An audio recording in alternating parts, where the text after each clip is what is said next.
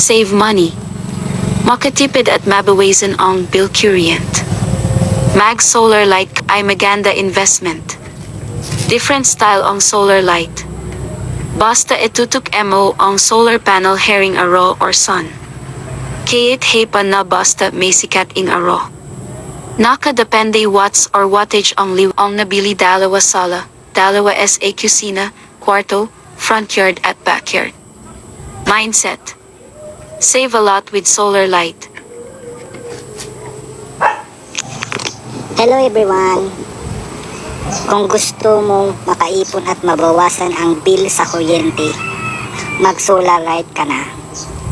Nasa tropiko kasama ng buong Pilipinas. Maganda kung ang bahay mo ay may solar light. Gamit ka na ng solar light. Ngayon subukan mong gumala sa gabi, karamihan na ang mga bahay ay may solar light.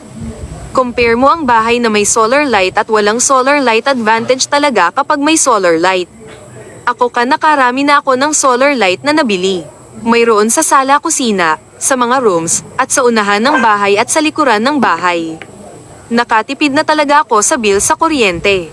Magandang investment talaga ito. Kung wala ka pa nito na solar light, pag-iponan mo. Maganda ang may solar light, promise. Kung may mindset ka na makaipon. Malaking benefits ito, may iba pa rin ang may solar light. Ang Maynila ay nasa tropiko kasama ng buong Pilipinas. Maganda kung ang bahay mo ay may solar light. Ang Pilipinas ay maaraw, so gamit ka na ng solar light.